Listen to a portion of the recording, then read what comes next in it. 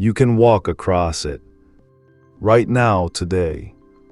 A concrete walkway 3.5 meters wide, 262 meters above the valley floor in the Italian Alps. There is no crack in it.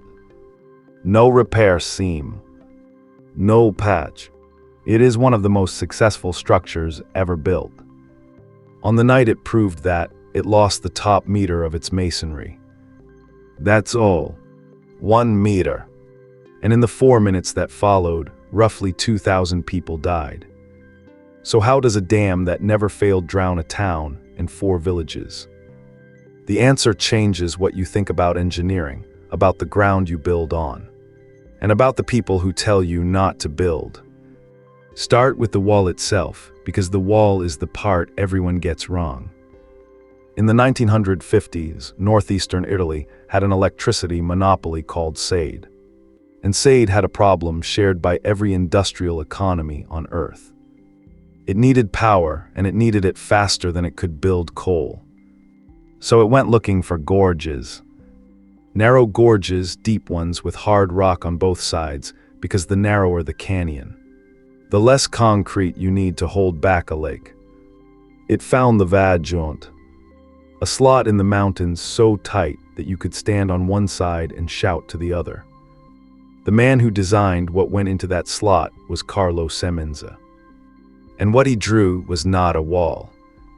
It was a double curvature arch, curved across the valley and curved again from the base to the crest. A structure like that doesn't resist water by being heavy. It resists water by transferring the load sideways, into the rock on either side. The way a stone archway carries a cathedral roof into its pillars. Do it right, and you can hold back an unbelievable weight with almost nothing.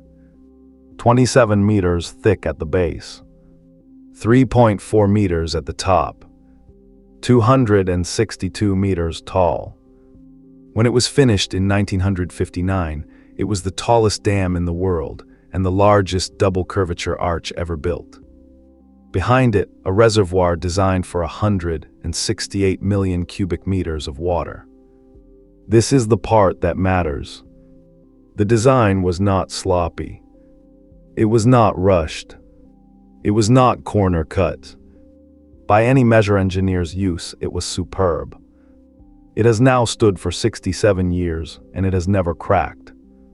Carlo Semenza did not live to see what his arch would do. He died in 1961, 2 years before the night. He was never charged, never tried, never in a courtroom. But by the time he died, he already knew. Because while SAID was perfecting the wall, nobody was looking hard enough at the thing holding it up. On the south side of the gorge stands a mountain called Monte Toc. It rises to 1,921 meters, and the people who live beneath it named it. In the local Friulian dialect, from the word paddock. It means rotten. They had been calling it the Rotten Mountain for generations before an engineer ever arrived with a theodolite. Here is what was inside it. The mountain is limestone, good, strong, load-bearing rock. But running through that limestone are seams of clay.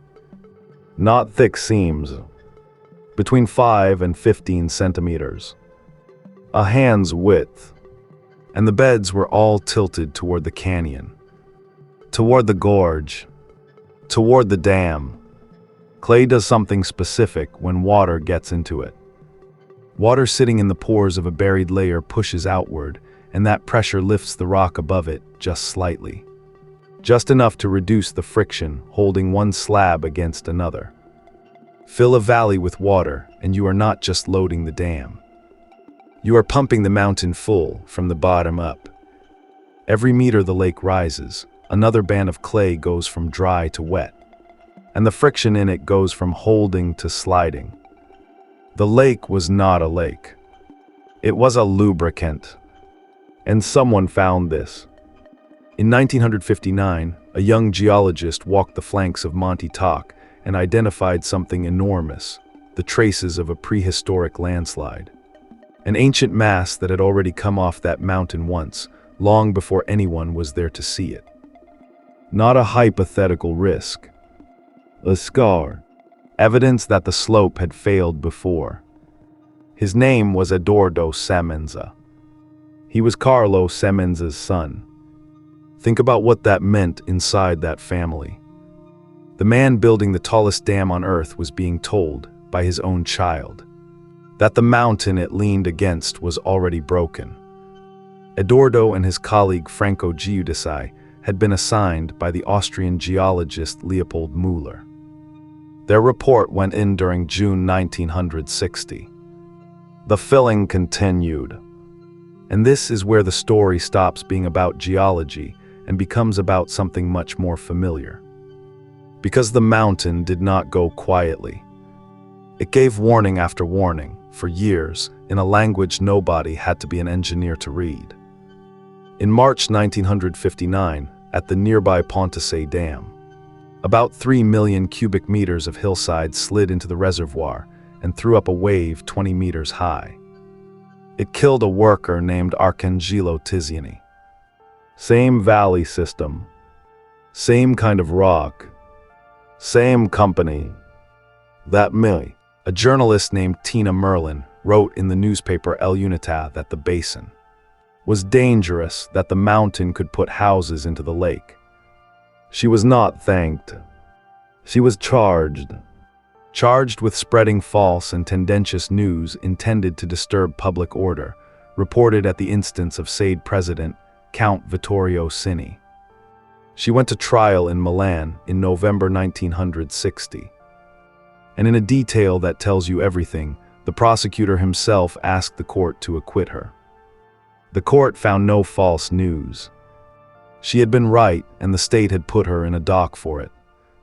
Then that same month, the mountain wrote it down. On the 4th of November 1960, about 800,000 cubic meters slid into the new lake. And across the flank of Monte Toc, a fracture opened, an enormous M-shaped crack, 2 kilometers long. 2 kilometers. A signature scrawled across a mountainside, 3 years in advance, in a handwriting that could not be misread.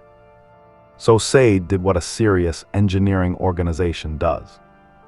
It built a model. At a plant in Nove, professors from the University of Padua constructed a 1:200 scale replica of the valley, the gorge, the dam, the slope, and between January and April 1962, they ran 17 experiments, dropping mass into the miniature lake and measuring the wave that came off it. The report came back in July 1962. Worst case, a wave rising 27.5 meters. Survivable. Manageable.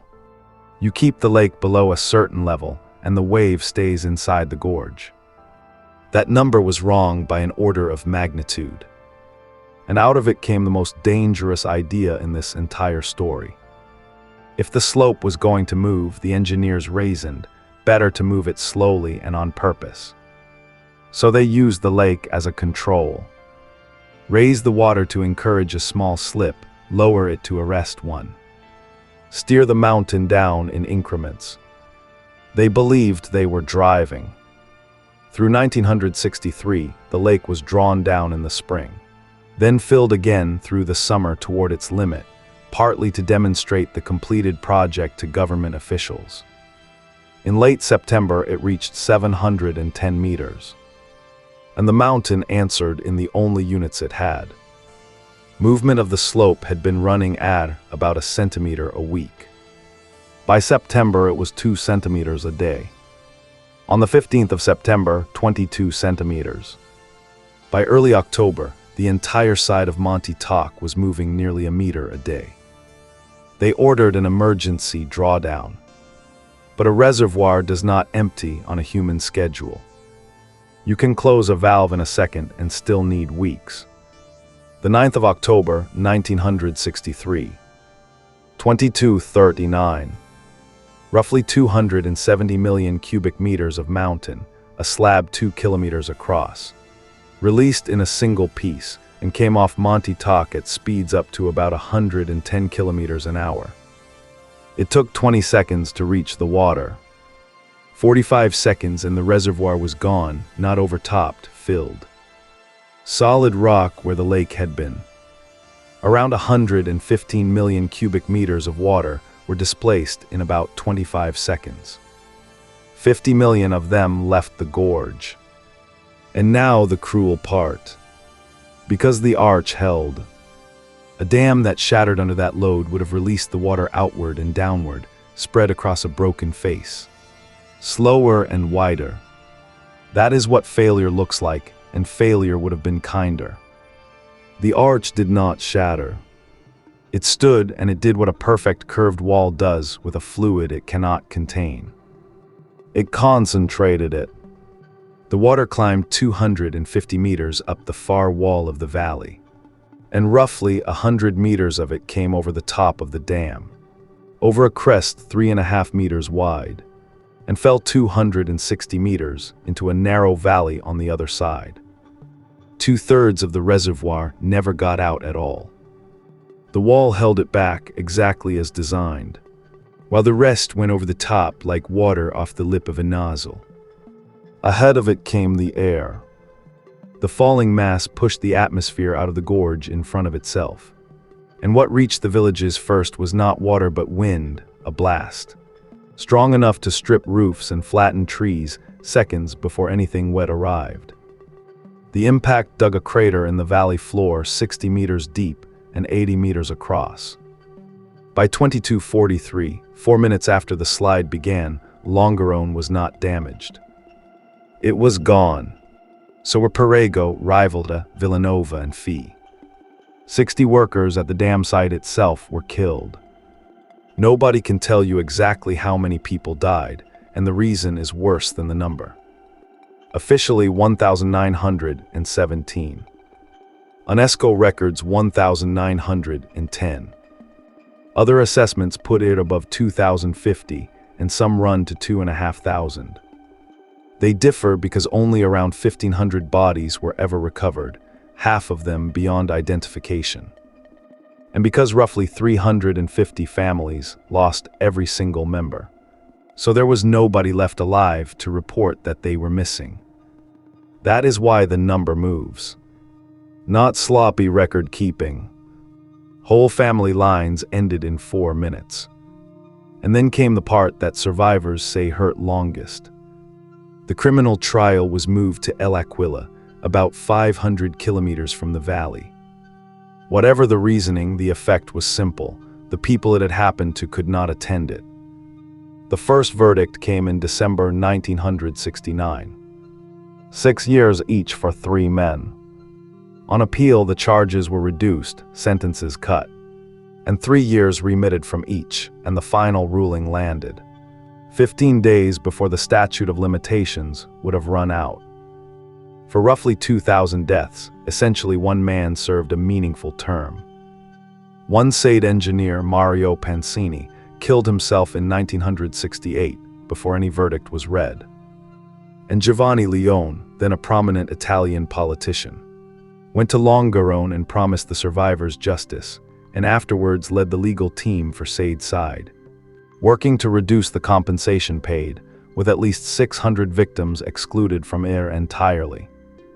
In 2008, UNESCO named Vajont one of 5 cautionary tales in engineering, caused, in its words, by the failure of engineers and geologists to understand the nature of the problem they were trying to deal with. In 2023, it put the criminal proceedings themselves into the memory of the World Register. 250 folders of paper, preserved as a warning. We tend to file this under disaster, under accident, under an act of nature that nobody could have seen. But nothing in that valley was unforeseen. The mountain was named Rotten by the people who lived under it. Its ancient collapse was mapped by the designer's own son. It opened a 2-kilometer crack 3 years early. The journalist who said it out loud was prosecuted and acquitted and ignored. Vajont was not a failure of prediction. It was a failure to accept a prediction that had already been made. And the reason it still unsettles engineers 60 years on is that nothing broke. There is no fractured component to point at. No fatigue crack, no material defect, no formula that came out wrong. Everything that was designed performed. The excellence was real, it was just pointed at the wrong problem, and it became the delivery mechanism for the answer. Which brings you back to the walkway. It is open to visitors. You can stand on that 3.5-meter crest and look down at what is on the other side. Where the lake used to be and see rock, a gorge packed solid with a mountain, with a forest that has grown up over the top of it in the 60 years since. The dam is still there, still holding back nothing at all. It never failed, it is still one of the finest arches ever built, and that is precisely the problem.